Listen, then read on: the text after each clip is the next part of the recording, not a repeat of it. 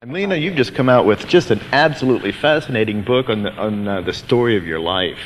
Well, it's only part of my life. I'd need a book like an Encyclopedia Britannica to do the whole life. But I am doing the sequel now, and this book ends in 1937, and I'm going to, with the sequel, I'll take it through the following years and my wonderful years in dogs, and up to the present day. You might even end up being in the sequel. Oh, well, that's an exciting thought. But tell me about this one. This is over 400 pages, and it's about your career in the movies. Yeah, my early life. Yes, I mean, the very name of it is... See, I started as a professional actress when I was about 7 years old. Is that right? I was a child prodigy before that. 3 years old, I could recite all the librettos from the operas, and I knew all the famous classical overtures and symphonies. As a child, I had met Caruso and Geraldine Farrar and the great opera singer Melba, a lot of them. And well, where did I was, one of those dreadful things that can happen, a child prodigy.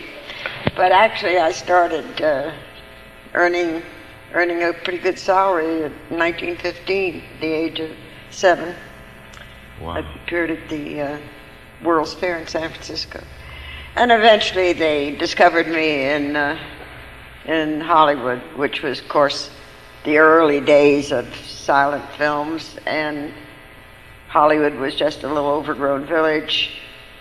I was at Universal City, which is still going strong. But the original studio was just a few buildings and a zoo and horse corrals for the westerns. Well, tell me about the title of the book. Well, that wasn't my choice, but that was Mr. Denlinger's choice. He figured the DeMille's name was bigger than mine, which I guess it was.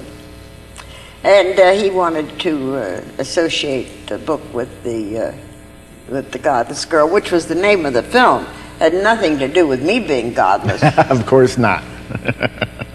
But it's all right. I'm not too... I really would have preferred another title. Really? What would you have preferred then? Well, originally I wanted to, with the way things are going in the world today, I wanted it called Virtue is a Dirty Word. Or something similar. Or similar, okay. But anyhow, with the sequel, I have no idea what we'll call it. It's just the rest of the story. Well, that's a good point. This book, called DeMille's Godless Girl, published by Denlinger, is about your pre-dog show life, right, isn't it? Right. As I say, it ends in 1937. I didn't get into dogs until, I guess I bred my first litter of Great Danes in 1949. Although I'd had Staffordshire, I had a couple of good Staffordshire Terriers before that out on the Pacific Coast. And one dog, my champion Terrible Terrier of HQ, came east with me in the mid-40s. And he was shown at Westminster. But I wasn't seriously into the dog game until 1949. I got my professional handler's license, and in those days you were licensed for all breeds. And I got that in 1950. So I stayed in professional end of the dog game, breeding, handling, until 1985 when I retired the great champion Special K, who was the top winning Great Dane of all time. And then I decided I didn't want to get away from dogs, because dogs really keep me going. I don't think I'd be alive today if it were not for getting into dogs and doing some serious breeding. And, I'm 84 years old and still going strong. You certainly are. And if I'd stayed in show business, I probably would have ended up, with the stress and the problems. And I got sick of it. See, I'd had it from the time I was a child. And when I reached my early 40s, I decided, I've had it. And then in those days, too, once you hit the big 3-5 or the big 4-0, they considered women over the hill. Now today, older women do get certain breaks. And not long ago, Jessica Tandy did a wonderful film called Driving Miss Daisy. Of course. So when I was offered a chance to face a camera again after 50 years, I said, well, if Jessica Tandy can do it in her 80s, I guess I can too. So I'm doing a film. Is that right? Weeks. Yeah. Oh, where will that take place? It's an independent company down in Charleston, West Virginia, and it's an interesting script, Paradise Park, and I'm playing a West Virginia mountain lady. Oh, imagine that, huh? So I got to develop one of those twangs, you know. But I'll find it very interesting, and I hope. But oh, it's bound to be. The dogs really are. I told them right from the beginning when they approached me to do this film, I said, I'm willing to do it providing it doesn't interfere with judging at dog shows. And you should have seen the expression on these people's faces, because you know, people that are not in purebred dogs don't understand the importance that we have and how dedicated we are in this game. No. And I said, as long as then, I said I could never give up judging my dog shows on weekends. But anyhow, it's working out perfectly. I'll be doing it the last 2 weeks in June. Excellent. So that'll be another year or so before we see it. I don't know. I assume. You know, I have no idea about distribution. I know that this young man is a professor at one of the universities down in West Virginia. And he's made several films that I believe are shown, I don't know if they're shown in the theaters or not, but they're shown on cable TV. And he had one out just recently on USA. I think there's this cable outlet called USA. And he's a bright young man. And, you know, a lot of these people today that are making films, they're very young, in their late 20s, early 30s. And I'll be able to tell you more about it after I do it. Well, tell me about the very early days of your career. Tell me about your first husband now. About whom? Your first husband. Oh, well, he was responsible for what's happened over the years with the talking films. Well, that was Sam Warner, right? Sam Warner. Not Jack, not Harry, not the rest of the tribe. Sam was a bachelor until he was 22 years older than I. 22 years older than you? Yeah. Okay. I was 18 when we were married, and he was 40.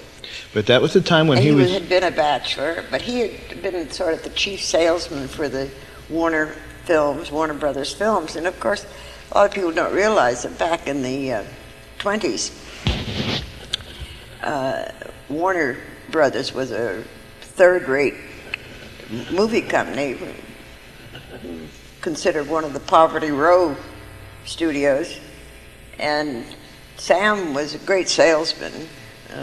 I've often said he probably could have sold light bulbs on the Milky Way. You know, he'd go to Europe and he'd sell mostly Rin Tin Tin pictures. You know, the famous German Shepherd dog. That was about the only thing that made any money for Warner Brothers at the time. They used to sell Rin Tin Tin pictures to meet the payroll of the humans. But anyhow, Sam got hold of this invention about talking pictures and sound pictures through a lumberman from Maine, a very wealthy man. And American TNT and Western Electric had the rights to this invention. Well, after a lot of discussions and meetings, and it seemed that these big corporations and Wall Street were not too interested to let it go to the movie business, because at that time people didn't consider the movie game that important. And particularly I remember when Ziegfeld heard that my mother had arranged his marriage with a Hollywood motion picture producer. He was shocked, because he just thought motion pictures was just trash. So anyhow, Sam was the man who finally got the invention and brought into the studio. His brothers called it Sam's toy phonograph. Nobody took it too seriously. Then he got this idea for the jazz singer. And then I was a bride of 18, pretty feisty, and I insisted that Al Jolson play the lead. And the studio, the brothers wanted to use George Jessel because he's under contract and it wouldn't cost them anything extra. I kept screaming and yelling for Al Jolson. Not that I liked the man particularly personally, but I thought he was ideal for the film. So eventually they did get Al Jolson, and they paid him the huge sum of $75,000 to do the whole picture, which in those days was considered fairly outrageous money. And that Can you imagine they get $75,000 a minute now or something? And that was the original talking picture. Yeah, that was the first.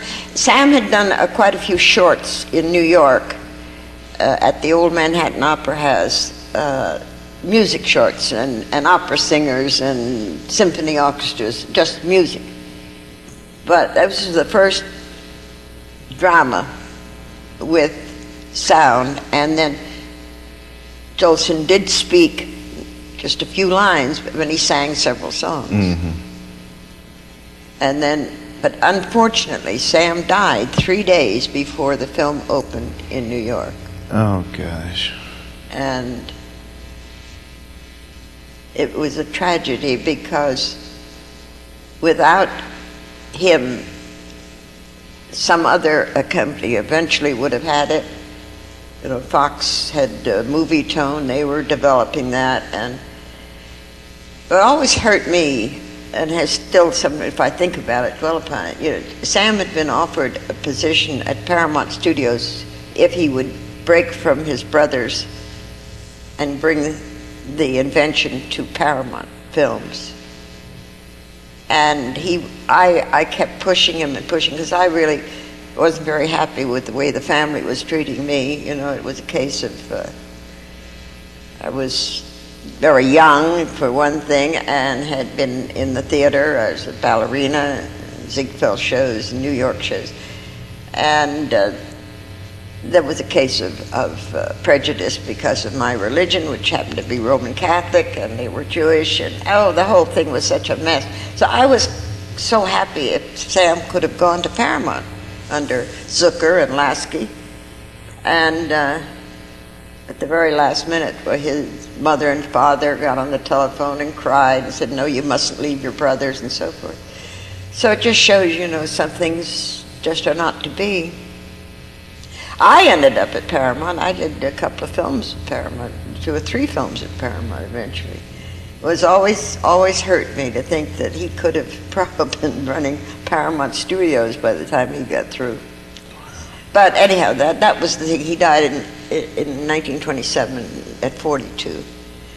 And he was a wonderful man. And although the marriage was arranged by my mother, and I was an 18-year-old and knew nothing about the world, it was a very good marriage. And I had my daughter, who is now living in Aspen, Colorado. And but they had this terrible litigation with the Warners about my daughter. They finally got her away from me, and they never adopted her, but they got her away. And at one time, I didn't see her for 32 years. But we're very close now. In our later years, both of us are very close. She's a very beautiful woman, very successful, and I have 3 grandchildren from her. I have 6 grandchildren from my son, and I have 6 great-grandchildren now. Is that right? Oh, yes. Yes, the last one was, I was going to say whelped, but the last one was born about 6 weeks ago. Lina, you were actually one of the, what do I want to term, the Ziegfeld Follies? What was that? I was a prima ballerina, which is one of the principals. And it's very interesting to me right now. They're doing a musical in New York on Will Rogers, who was in the last Follies that I was in. He was one of the principals in it, with Fanny Brice and Paul Whiteman and his orchestra, and Brooke Johns and little Ann Pennington.